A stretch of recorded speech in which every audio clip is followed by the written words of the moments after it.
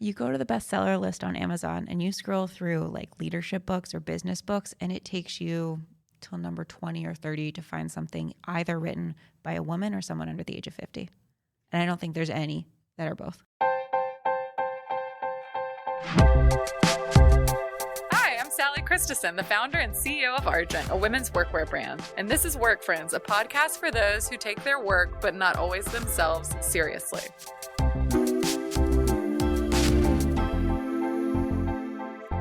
Work Friends. My guest today is Amanda Litman. She is the co-founder and president of Run for Something, an organization that recruits and supports young, diverse candidates to run for office. To date, it's backed over 3,000 rookie candidates. And since the 2024 election, Run for Something has also seen an influx of over 40,000 young people who want to run for office. Amanda's worked alongside remarkable leaders, including former President Barack Obama and Secretary Hillary Clinton. She has a vision for what the next generation of leadership looks like, both within and outside of politics. She shares lots of it today and much more in her newest book, When We're in Charge. Now on Work Friends, Amanda Litman. Hello, Amanda. Hi, Sally. Welcome. Thanks for having me. We're both really starting the week off strong. Mm-hmm. We're just here sharing our doing horror our best. Congratulations on your book, When We're in Charge.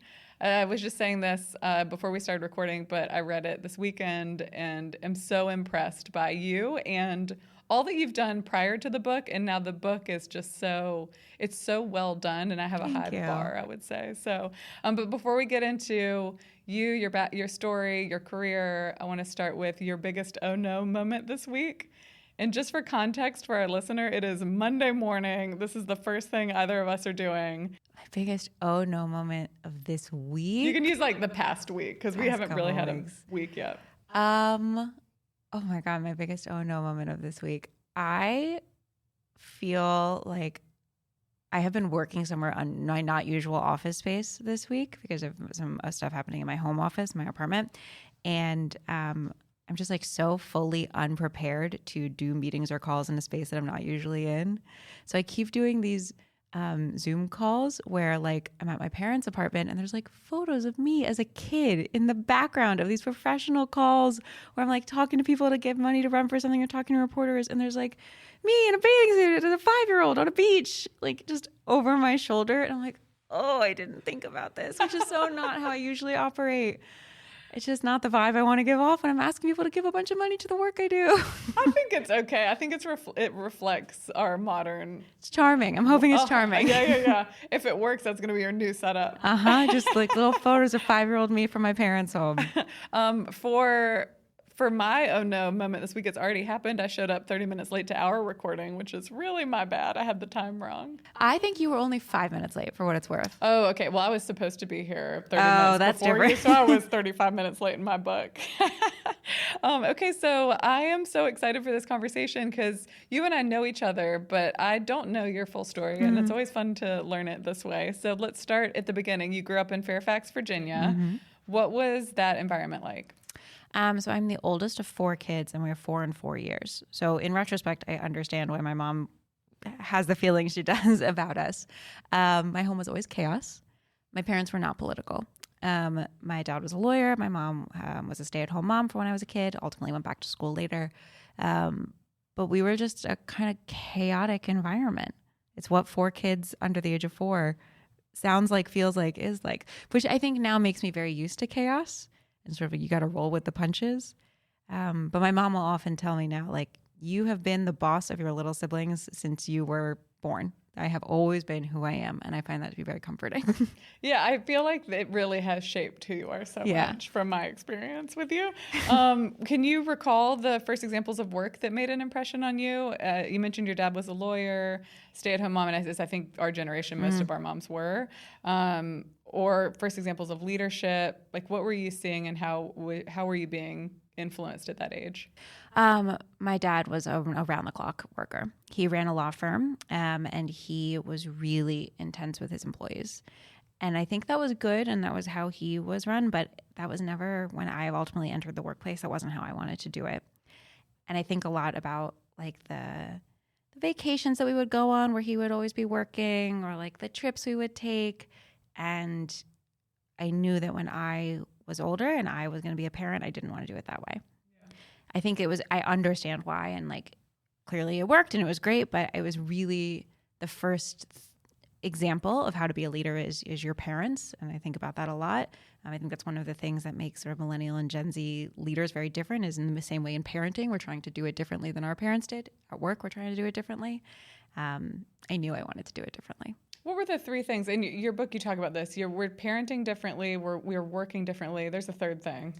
We're trying to lead differently. Okay. It's all of it. We're trying to work, we're trying to lead, we're trying to parent, we're trying to break the cycle in every aspect of our life. And I think that is so exciting. It's also really scary. It's intense. Because like you're trying to model something you've never done before. Well, and like I made a comment earlier, sort of flippantly, about your mom was a stay-at-home mom. That's a career. Like we should normalize that as a career. Also, now that I am a mom, and you sort of alluded to this, you recognize how intense a 1-year separation and 4 kids, both of those things are intense, but that combined is bananas. Yeah. That is a much harder job than really any career path I could choose. You know, I think about this every day, staying home with my kids. I have 2 kids under 3. I love them. They're my angels.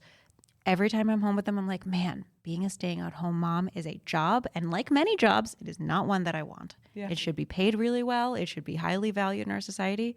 Doesn't mean I want to do it. Yeah. Well, but I do think that we do shoulder the burden of that was our modeling for a lot of us. Yeah. And we also, like, my dad influenced my career as well. And I'm trying to emulate both, and create a new normal for what that looks like. I mean, that's what your book is all about. But before we get there, first of all, you went to Northwestern, which near and dear to my heart. I moved to Chicago after undergrad, and all of my friends went to Northwestern. Go Cats. So you graduated from Northwestern, and then you went straight into an internship with then President Barack Obama to work for him full time. So where did politics even enter the equation?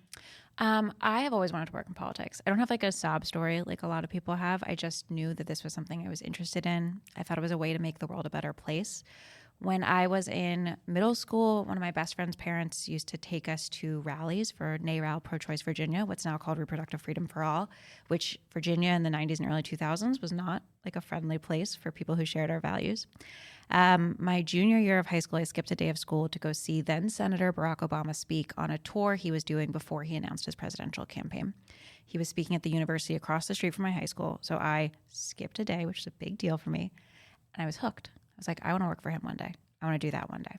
So I specifically went to Northwestern because I thought, like, maybe one day I'll be in Chicago and I can work for his reelection campaign, which is an insane way to pick a college. There were other reasons too, but that was a big one for me. Throughout college, I did internships in political journalism. I did a summer working both for my local Fairfax County Democratic Committee and then also for my member of Congress on the Hill. I did internships at Ms. Magazine and the American Prospect. And ultimately, by the time I was a senior in college, I got an internship on the Obama campaign. I was very single-minded. What did you study again? American Studies. I actually wrote my thesis on women running for office against other women and how that changed gender performance in TV ads. I have been myself my entire life. Incredible. And then how did you go about landing the internship? So you just set your sights on that, but what were the practical steps? Okay. I just applied and was able to get hired on the email fundraising team. This was September 2011, so it was very early in the campaign. They were like 6 months in. So my whole senior year of college, all I did was a couple classes, wrote my thesis, and interned on the campaign. Wow. By the time I turned in my thesis, the only class I was still in was the internship for credit. They hired me about a month before I graduated. I took a day off for graduation and spent the whole summer through to the fall working on the campaign, which we won, which was great. Yeah. Winning is really fun. Well, fun fact about me, I graduated in 2007 and almost signed up to drive around the country for then Senator Barack Obama. And it was before he was even on the ticket. So it would have changed my path completely. Mm-hmm. And then I was at Grant Park the night he got elected. Same. Which was amazing. We were there together. It was so magical. It was the best. It was so magical. Yeah.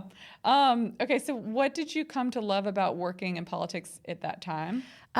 It felt like a mix of art and science, especially the work that I was doing, which particularly was email fundraising. It's writing, it's art, it's creativity, but also it's data-driven. And ultimately, the impact of it is so clear to me. You ask people to invest $1, $5, $20 into a campaign because they believe that it matters. It's a way to really empower people to take ownership of this process. Now, remember, this is 13 years ago. So email fundraising was pretty new. It wasn't like the the sort of ridiculousness that it is now, at that moment, the way that President Obama did it felt transformative. It was a couple campaigns that had done it like that before, but it was really the like dinner with Barack campaigns that we would run. The idea that the president would just email you saying, hey, in the subject line. It felt like a way to create intimacy with the campaign. And if we won, the opportunity was huge. Because when we saw this, we could protect Obamacare. We could ultimately get, gay marriage legalized. We could have so much progress, and we could stop what we felt at that point was the enemy of, a Mitt Romney campaign. It felt like it mattered so much. It was so novel at the time. Now it's so common that everyone texts me and we all make jokes about it. Like, oh, Nancy Pelosi's sending me a quick text. But at the time, it was such a differentiator. And I think it was influenced and informed a lot by people that were young working on the campaign that were speaking directly to themselves. And you were a part of that. So the other thing I want to talk about, because I do think that this influences your book, things that happen on a campaign trail that, or just working in politics or workplaces in general, that didn't sit well with you at the time? Campaigns are special snowflakes. Although the more I talk to folks, the more I realize they are not. But we like to think that they are, which is true for a lot of places, in which there's a hard end date. So you work around the clock because time is the only resource you can't make more of. We would be in the office from 7 a.m. to 2 a.m. It was not unusual to be in the office 7 days a week. It was fun in many ways. It was hard. And a lot of the folks who rise through campaign ranks, you get promoted because you're good at the job, not because you're a good leader or a good manager. And that meant that there's not a ton of support for professional development in that way. You don't always know how to delegate. You're not good at building trust. And you're just moving so fast and the stakes are so high that no one's their best self.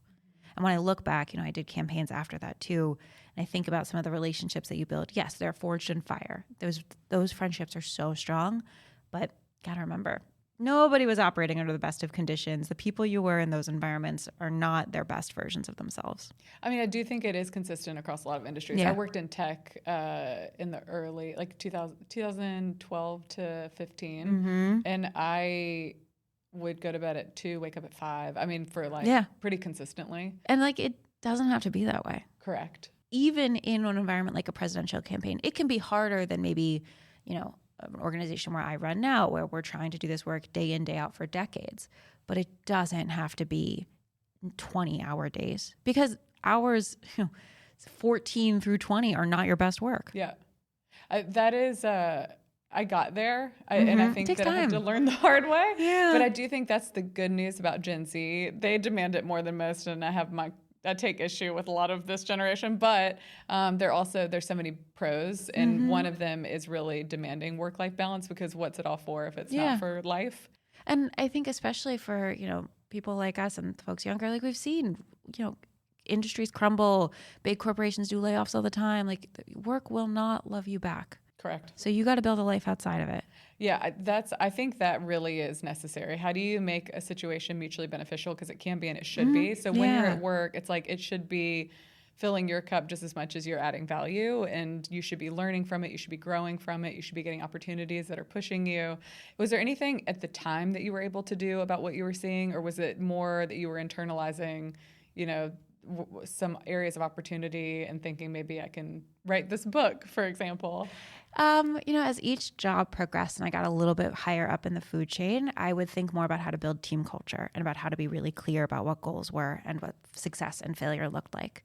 Because I think that's something that, we don't always talk about as part of leadership, as management. I mean, maybe we do, but one of the things that can make workplaces so stressful is you don't know what you're trying to accomplish. So being so clear about tying the goals and the tactics that the team needed to do back to the larger vision of the work and how to succeed and how to please the leader. I think a lot about this resonates a lot with parenting of you need to tell your kid how to best put their clothes on in the morning. What do they do to please you? And they really want to. The same is true with your teams at work. I think that experience in each of my jobs really helped shape who I am as a leader now. That kid example in your book is what really resonated. Okay, so you touched on this, but you went on to work for a few different political leaders, including the Hillary for America campaign as its email director, which makes sense given where you started. Tell us about that experience and how it was the catalyst for what you would eventually launch and run for something. Working for the Hillary campaign was the best, hardest, I hope, most meaningful thing I hope I'll ever do. It was 2 very hard years. I was there from before the campaign launched all the way through to the bitter end. And I truly believed. I was a believer. I thought we were going to elect the first woman president, which is the thing that, looking back, my entire life was what I was working towards. And we were told every day that that was what we were doing, which meant the loss was even harder. The loss was crushing on every level, personally, professionally, globally, clearly.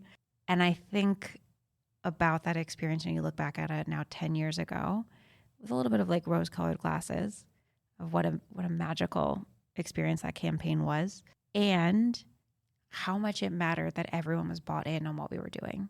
The team was able to work well because we all truly believed in the goal. But a week after Election Day, I started hearing from friends I'd gone to high school and college with.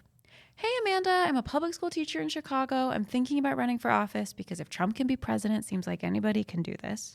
You're the only person I know that works in politics. What do I do? And at the time, if you were young and you were newly excited about politics and you wanted to do more than vote and more than volunteer, there was nowhere you could go that would answer your call. And that to me felt like a symptom of really big problems, both in our democracy, but also in the Democratic Party. So I reached out to a whole bunch of people with an idea. What if we started an organization to solve this problem? One of those folks became my co-founder, Ross Morales-Raquetto. We wrote a plan, we built a website, and we launched Run for Something on Trump's first inauguration day thinking, what a fun hobby this will be. I was interviewing for real jobs. He was managing a congressional campaign at the time. We thought we'd maybe get 100 people in the first year. The first week we had 1,000. As of today, we're over 210,000 young people all across the country who've raised their hands to say they want to run. We've helped elect more than 1,500 across 49 states, all millennials and Gen Z, mostly women, mostly people of color. What does that actually look like from I raise my hand to I'm in office? What does your work look like and your involvement look like with that person? So folks will sign up at runforwhat.net telling us they're interested in running. They might look up what office they could run for. They'll get invited to a conference call. We host these every month where we talk through the same basic questions every first-time candidate has. They'll start getting emails and text messages from our team with trainings and materials, guides on how to run, how to file, how to think about your campaign message, how to think about your team. We've started building out more community building work for this moment, so you'll get connected to other people thinking about running, to start asking questions to each other. You'll get connected to mentors, to programs our partners are doing, and we work with basically every organization that does work with local candidates. So state-based, national groups, everything you can imagine. Once you've decided to run and you're on the ballot, which will help you do, you can apply for our endorsement. And our PAC does these very rigorous endorsement applications. We want to see your values, how you're talking to voters. We do background checks. We endorse about half the people who apply. All for state and local office, so state legislative, city council, school board, library board, and our endorsements are limited to folks 40 and under. While all of our resources are available to everyone, we really want to focus our time on that younger generation. We've endorsed more than 3,000 people. Endorsed candidates get help directly from our staff. They get press, they get social media amplification, they get access to some discounts that we've arranged with other partners. They're the folks that we track through to Election Day, and they get connected after elections to groups who can help them do governing support. So if you win, how do you set up a campaign or set up a constituent office? How do you hire staff? And if you lose, how do you put city council candidate on your resume? And how do you deal with the mental health challenges that come with having done something really hard and failing in public, or at least feeling like you failed in public and moving forward? I have another question related to this. First, I want to just highlight something you said earlier, which is aligning around a goal and having a team that's aligned around a goal. I think it's the most important you can do in any organization. Yeah. And I think y'all have had such clarity on what your mission is and what you're aspiring to. And that is a really, to me, hack to just being a good leader. Thank you. Emphasizing what the end goal is over and over and over again and being really clear about it and unwavering. Mm-hmm. And that's also what allows you to build something from nothing like you have done. So to that end, since the 2024 election, Run for Something has had an inbound of 40,000 people who want to run for office. That's a massive number. Huge accomplishment, I think, just speaks volumes to what you've built. So first of all, amazing. But what does that tell you about where we are at in the country, and what does that mean for you and your team? People want to do something specific, they want to do something practical, and they want to do something that looks forward. Yes, there is so much to do to stop Trump and the dangerous things that this administration is causing every day. Like, the harm that they're doing is so horrifying. But we got to think about what comes next. And the fact that we've had more people sign up since the election than we've had in the first 3 years of Trump's first term, first 3 years, tells me that there is a wave of new leaders who are raising their hands and saying, you know, if these people aren't going to fight for me, I'm going to fight for me. And I'm going to be a part of what we build moving forward. Especially at the local level, like, we have seen so much progress happen, even just in 2025. We've seen massive rezoning in huge cities that have changed what housing policy could look like for the next decade. We've seen climate action in places like Cleveland, Ohio, where Mayor Justin Bibb is doing such great work to hold true to the climate vision he laid out. You know, we've seen states stand up for trans and LGBTQ residents. We've seen them refuse to cooperate with ICE when they're coming into churches and schools. And we've seen them say, we're going to pass laws that protect abortion access here and protect abortion providers here. All of that can happen even while Trump is in the White House. And it's even more important while Trump is in the White House. Yep. Yeah, I think it all makes sense, but I also think that it's a testament to the modeling that has happened. I think you talk about this in your book, from the first set of pioneers, political and otherwise, across every industry, of millennials and Gen Z leadership that has been redefining what the future looks like in a lot of ways, and like raising their hand to be a part of it and recognizing that, oh, we are the adults in the room. We're the people that can have impact. I think one of the best parts about this work, which I didn't know going into it, was that it builds on itself. Yeah. Like, the first year that we were in business in 2017, we helped elect 35 members across the country. One of them was Danica Rome, the first trans elected official in the country. She won a house in the Virginia House of Delegates. She's now a state senator. She's amazing. She runs Emerge Virginia. So cool. When we got a lot of press for that, great, we started hearing from other trans people across the country, hey, I didn't know someone like me could run and win. You helped Danica. Could you help me too? One of those became Brianna Titone, a Colorado state representative who's now running for treasurer in the state. Taylor Small, a state rep in Vermont. Zoe Zephyr, a state legislator in Montana. And Sarah McBride, now a member of Congress from Delaware. Like, it builds on itself. People see others doing something new and that they never imagined was possible for them, and they raise their hands too. It's why I wanted to start Argent. I just felt like, how do we redefine what leadership looks like? How do we give people visuals and reinforce women in power? Yeah. And storytell around careers that are happening that you don't always see, in an effort to inspire the next generation. And I think that's what you all have done so beautifully. The newest pieces from Argent are the ultimate pairing of work and play. Our signature chic tailoring comes alive in lemon yellow, I'm wearing it now, and grass green, which might be my season's favorite. Plus, airy summer dresses serve as the perfect transitional staples, going from desk to dinner, work week to weekend, truly wherever your summer plans take you. As always, Argent fabrics are the biggest game changer in premium Italian seasonless wool, lightweight linen, and 100% cotton to ensure you feel as amazing and confident as you look. Shop all the latest arrivals, including the look seen on Work Friends, at argentwork.com. So something that may be surprising for some people to hear is that you are a huge proponent of, this is like a real hard left that I'm taking, but the 4-day work week. I want to talk about this. Tell me where this is born from, if there's data to support it, what your thoughts are, and if you see any potential of us actually being able to achieve that. The 4-day work week rules. So the 4-day work week, Run for Something has a 4-day work week. I'll say that. I know this from personal experience. We started it in 2022. It was after a couple years of trying out summer Fridays and no internal meetings before noon on Mondays. And then when COVID hit, we did year-round summer Fridays because people were tired and burnt out. And my co-founder, Ross, and I really wanted to make sure that we were building something that could last. And that meant our team had to last. It was really in line with our values. So we enrolled in a global pilot program run through 4-day work week in the UK. And university teams sent surveys to our staff every month to ask how they were feeling. We knew going into it, like, if productivity went down, we weren't going to continue. Like we were open to the idea that this wouldn't work. At the end of the 6 months, every number you would want to see go up about staff engagement, about stress, or well, you want to see stress go down, but staff engagement, productivity, job satisfaction went up. And every number you'd want to see go down about stress and burnout and exhaustion went down. And our productivity was higher than ever. We have kept it ever since, and we have seen this true. There's been programs in Iceland, in the UK. Of course. Anywhere but here. We've seen automotive workers argue for it in their union negotiations. We've seen congressional hearings about it. We know that there's many industries where they're already trying this out. Medical industries, veterinarians. I've heard from librarians who are thinking about it.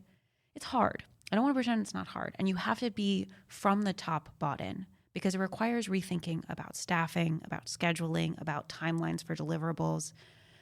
But it is so magical to be able to run for something. We do it Monday through Thursday. It's 8-hour days. We have a 32-hour work week. Friday, Saturday, Sunday, here's your weekend. Every so often you got to work on a weekend because we work in politics, news happens. Any job, sometimes there's out of hour stuff.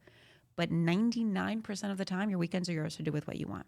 And that includes, for me, the boss, which meant that in 2024, I could spend Fridays writing my book. Now I go to yoga classes. I have lunch with friends. I do book promotions sometimes. I get to go into weekends with my family, being a better parent, a better partner. I get to be a better friend. And I think if you zoom out a little bit, that's what the argument I'm making here is about. That if work takes up both literally less of your time, but also less of your energy and less of your emotional space, what would be possible outside of it? How could you better show up for your family, your friends, your community? Could you volunteer more for a nonprofit or a campaign? Could you spend more time building relationships if your job didn't suck you dry at the end of the day? Well, and it allows you to pour more into work. it. So, yeah. I'm a better worker on a Monday because I had Friday to rest and Saturday and Sunday with my family. Yeah, I can understand that because, again, and now we're going to segue into your book. So to timestamp this a bit, we're chatting a few weeks after the release of your second book, When We're in Charge. And it's about, and I'm sure people have picked up on this, it's really about this new generation of leadership. It's a bit of a how-to guide because you are very much this person. You were a millennial that stepped into starting something that has always been different in that you were younger and female and, in these rooms with a lot of older men oftentimes. And what you observed in your research was that no one had really set a guide for millennials and Gen Z in terms of what leadership even looks like for us. You go to the bestseller list on Amazon and you scroll through leadership books or business books, and it takes you till number 20 or 30 to find something either written by a woman or someone under the age of 50. And I don't think there's any that are both. Yeah, which is fascinating because we make up a huge part of the workforce, but we're also the future of work. We're stepping into baby boomers' shoes as they retire en masse. The youngest baby boomer, I read this in your book, will retire in 2030. And so we're about to see a mass exodus of the workforce, and those roles are largely going to be taken by millennials. Sorry to Gen X, yeah. Yeah, we're skipping right over Gen X, right? It's not our fault, it's boomers' fault. Why is that? It's a short generation, though. It's a smaller generation. Smaller generation. I think boomers held on to power so long that these folks kind of got skipped over. I hear from Gen Xers who've read the book already and are like, you left us out, classic Gen X. I'm like, it's not me, dude. Yeah. It's not me. It is so classic for them. I know. As someone else made the same comment to me. They were like, what about Gen X? And I was like, I don't know, but it makes sense to me. Yeah. So what does it take to be a successful leader uniquely now in 2025? Can we talk about that a little bit? Yeah, I think part of it is what millennial and Gen Z workers demand out of the workplace. This is the challenge that I heard. I talked to more than 130 leaders, including yourself, for the book about what it meant to show up right now. And I heard things like, my teams want more out of work than I can deliver. I am managing people's emotions, not just their work. I have to think about how I show up in the office when the office is Slack or Teams and Zooms and group chats, not just a literal facility. I have to think about how I post on social media, knowing that my employees follow me there. Even if I think they don't follow me, even if I'm locked down everywhere, I have to think about it. And I'm a caregiver, whether it's of my elderly parents or relatives and or also young kids. And that's a challenge that the bosses before me didn't have to think about often because they were older dads who weren't expected to be as present for their families. A whole separate conversation. But I think this is a challenge that folks of all genders and all sort of races and classes and types of workplaces are experiencing, where the demands on leadership are more and more and more, and the divide between work and home is more porous than ever. So it feels so much harder, so much harder. And all of it is compounded by a loneliness that I know leaders have always experienced, but feels even more prevalent now because you can't complain to the people who work for you. Yeah, you can vent to your partner or your friends, but not everyone understands. And like you're putting more onus on them anyway. So the loneliness that I heard in these conversations just broke my heart and also felt so resonant. The other thing you touched on, I think what's interesting is each generation is getting more diverse too. And workplaces are starting to look different. They're going to continue looking more and more different. And that was really interesting to me. It's just what we've grown up in, so I haven't thought about it. I think this is so true for like, if you are, under the age of 40, DEI, like, yeah, it's mechanics and like HR procedure and all of that, but of course workplaces are going to be more diverse. Look around. Like it's going to be that way. And so you should try and do it in a way that is most equitable and inclusive and effective. But, we see this in corporate America. We've seen it with the Target numbers going down and the Costco numbers going up. Diversity is good for business. So even if you are the most bigoted racist, I don't know why you're listening to this podcast anyway, but even if that's the case, you want to get good profits. You want to be good for business. You should try and run diverse, equitable, and inclusive teams because it is good for your bottom line. It is also a moral good. That's what always fascinates me. I also listened to a really interesting podcast recently that was talking about how the patriarchy is not only bad for women, it's bad for men. Because it holds them to this unrealistic standard of, toxic masculinity, essentially. Male gaze hurts us all. Yeah. So there's a lot to unpack, but I think if you just want to look at the data, and I've talked about this a lot, it's good to have diversity at the table, period. It's good to have every form of diversity at the table, so. Every amount of research shows this. Diverse teams, when well run, which is the important caveat, get better outcomes. So when well run, let's talk about leadership. So earlier I asked about your first memory of leadership.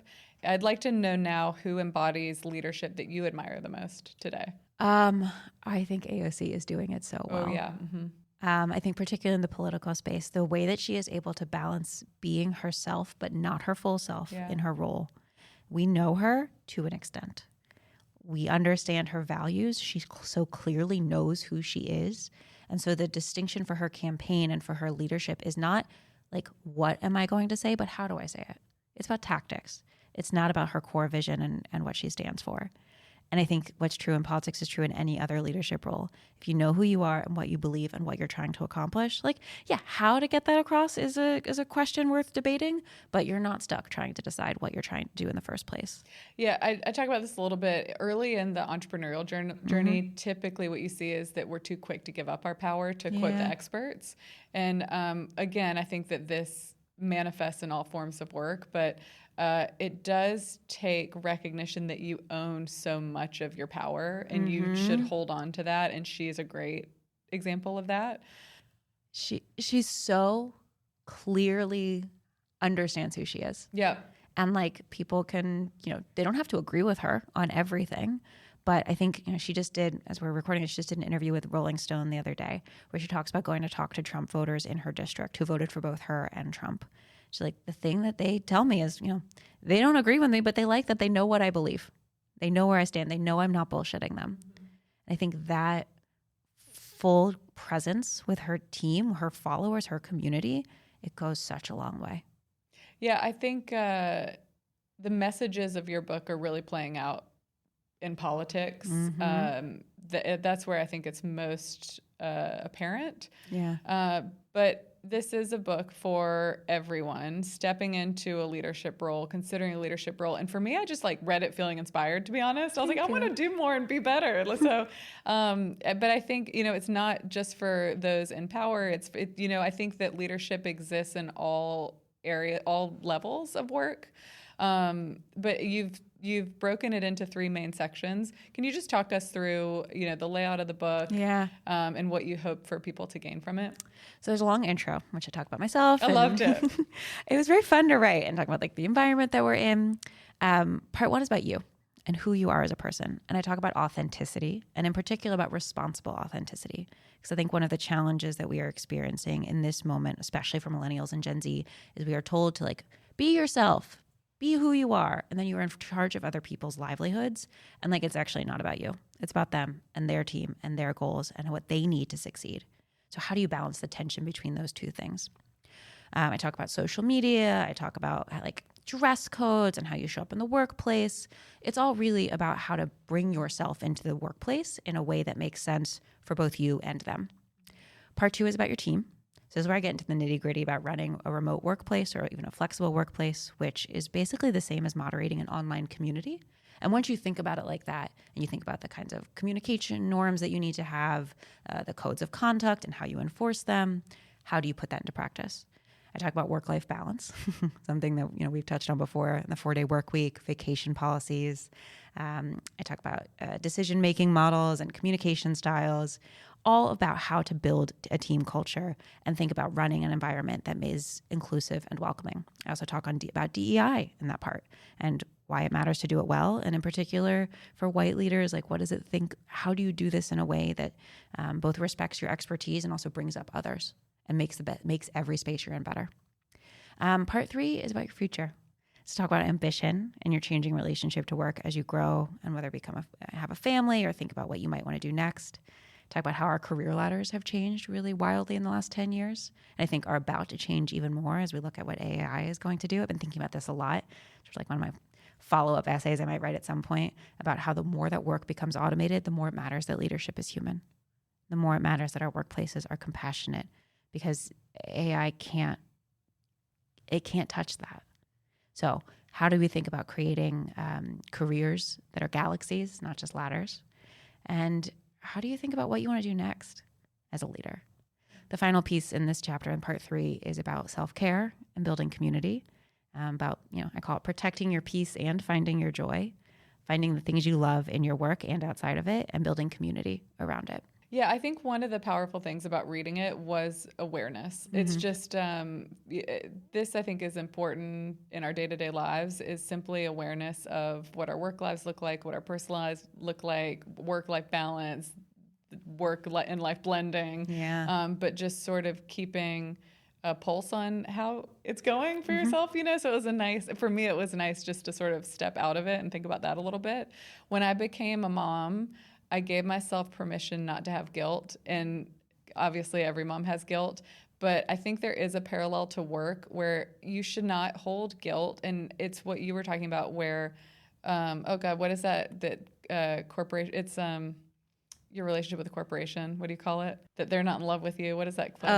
Work's not going to love you back. Oh yeah, work doesn't love you back. It's that mindset where it's like you need to do what's best for you, and some of it is just the emotion of it and recognizing that you can give yourself permission to step away or do what you need to. I had a boss one time that said, do whatever you need to show up as your best self at work. Yeah. And for me, it's working out. So I would work out every day, middle of the day. She'd never ask a question about it. And that's what allowed me to be my best. But that was a good leader in my mind. And I also think flexibility is really important in the corporate world, especially. And with moms, new moms, figuring out how to not offer a binary choice of do you stay employed or do you leave the workplace? I think about this in leadership and in parenthood. Like, who does my suffering serve? If I am working around the clock and I'm not getting the best possible outcomes, like, who benefits from my misery? Similarly, like with my kids, yeah, there are some things you can't shortcut through. Like, you can't shortcut through the crappy diapers, both literally and figuratively. You can't shortcut through the bad sleepless nights. But when I can make the easier choice and my kids are still fine, like, they get a better mom and I get an easier life. I ask myself this constantly. Like, do I have to do this the hard way? Do I have to? Sometimes there is value in struggle, but sometimes there is not. And I think especially women, we like sort of martyr ourselves for these moments. And millennials. I think it's ingrained in who we are. It's like we have to do it the hard way. We have to take on the hardest possible task and think about, like, my suffering must make this better, especially for people who do passion work where it's like, I'm doing this because I feel so called to it. So the hardness is what makes it valuable. And it's like, no, it doesn't. No, it doesn't. Who benefits from that? I think about this all the time, both as a parent and as a leader. What is the minimum effort I can do to get the maximum result? That doesn't mean I'm cheating. That doesn't mean I'm taking the easy way out, but like I'm working smarter. Totally. And being a parent is a forcing function for that, because you get fewer hours in your day. And so you're like, how do I do what I do best, most efficiently, and how do I outsource the things that don't necessarily require me or my time? Totally. Okay, so I'd love to close this out by asking for some advice. So we've talked about what it means to lead right now, and many of our listeners may know someone in charge at work and government who they don't agree with. And so what can they do, and how can we better challenge what's not working for us within our respective workplaces? I think being really clear about where the boundaries of what work can provide for you are, and like push leadership to define them. You know, I've been thinking a lot about this in particular when I talk with folks a little more junior in their workplaces. Like the onus is on leadership to set up an environment that you can be effective, that has clear guardrails for work-life balance, that has clear expectations. But if leadership is not doing that, it is absolutely appropriate for junior members of the team to demand it. To say, I want to succeed. Tell me what success looks like. You are telling me that I need to work X amount of hours. Can you tell me what the goal of those hours should be? Like, you can do it respectfully, you can do it kindly, but I think it is okay to hold leadership to a high bar about what in particular they are asking from you and what you can expect from them. Like, you are telling me that politics is not welcome here. Can you clearly define politics for me? Do it. In the same way, you know, I write about in When We're in Charge, like codes of conduct in workplaces and how it is so tempting to want to say, be an adult, don't be an asshole. As it turns out, we have different definitions of what adult and asshole are. So we really need to make the implicit explicit. I think it is totally appropriate for junior members of the team to ask for that clarity, because ultimately clarity is a kindness and you are asking them to do you a kindness. And good leadership is going to be receptive to these conversations, and they're going to want for you to succeed. And if the conversation doesn't go well, then find new employment, you know? Find new employment. Like work, it's a very privileged thing to say, and I will say that. I know it's not easy for everyone to find a new job. And you as the worker have a lot of power. You can decide to leave, and to replace you is very expensive, true regardless of where you are. That's why employee retention is so important. So use your power well. Yeah, I agree with that completely. The other thing that this brings up for me is in approaching these conversations, and it's similar to the comment you made about AOC, what your authentic self looks like, what to share, and then what to hide. And I think millennials do this quite naturally. I imagine Gen Z is the same, because we were born in a time where we have an online presence and we have an offline presence, and we remember life before social media. But in these conversations, if you're approaching leadership, what are some of the things that are out of bounds and what are the things that are inbounds? I think you did a really good job of articulating how you have a conversation that's very unemotional. Yeah. But, you know, where does it go wrong? You know, I think you got to take your cues from the leader about how they are modeling what kind of emotion they want to see in the workplace. This is why I write so much about how the leader needs to be the thermostat, not the thermometer. Set the mood, don't read the mood.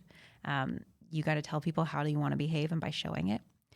And being really clear about what your personal problems are and how it might shape how you show up at work, and then doing the work outside of your employment to take care of yourself. Yeah.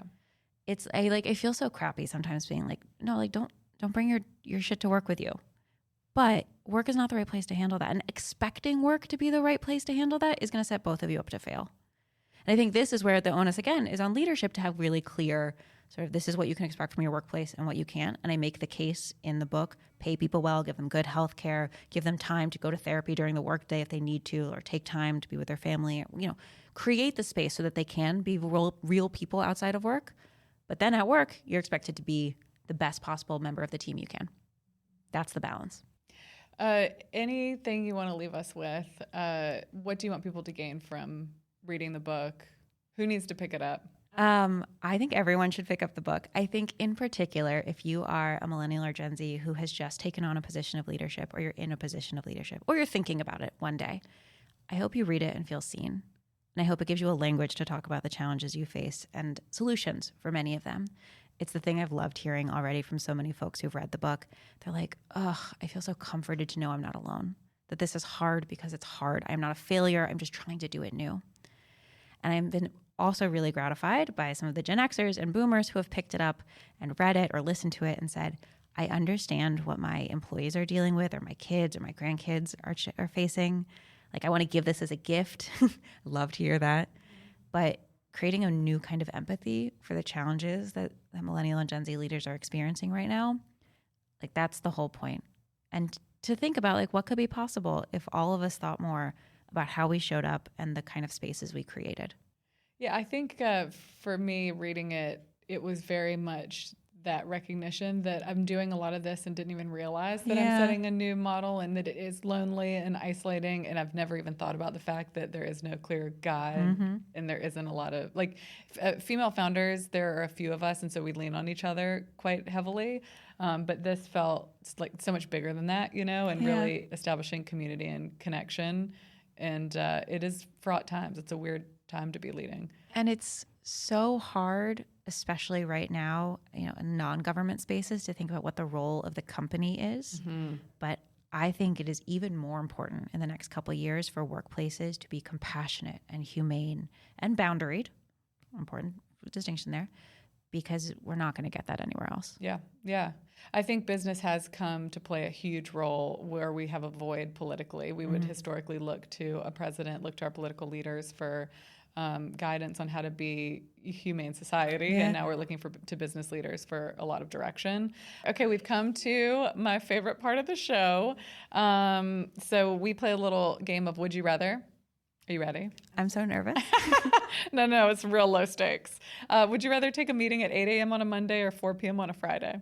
8 a.m. on a Monday. Fridays are weekends. Would you rather go back to school to learn a new skill or teach what you know to a class of newcomers? Teach what I know to a class of newcomers. Would you rather only answer emails with emojis or only answer calls on FaceTime? Emails with emojis, I think. Yeah, for sure. Yeah.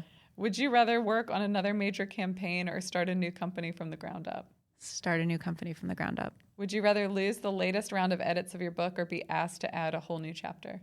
Asked to add a whole new chapter. Would you rather dress up or dress down for work? Dress down. Would you rather accidentally leave your mic unmuted or your camera on? Mic unmuted. Would you rather start a career in politics in the 2010s or in the present day? Present day. Oh, love that. Yeah, because we get to build something new. Love that.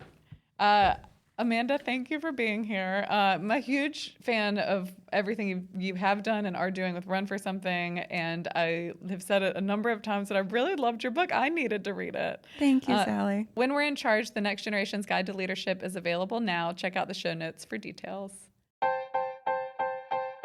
Thanks for listening to Work Friends, a podcast from Argent. Listen and follow on all podcast platforms and subscribe to the Argent YouTube channel for more clips and bonus content. Plus, email your work questions and dilemmas at workfriends@argentwork.com for a chance to have one of our amazing guests weigh in with advice. I'm Sally Christensen, and we'll see you next time. Work Friends.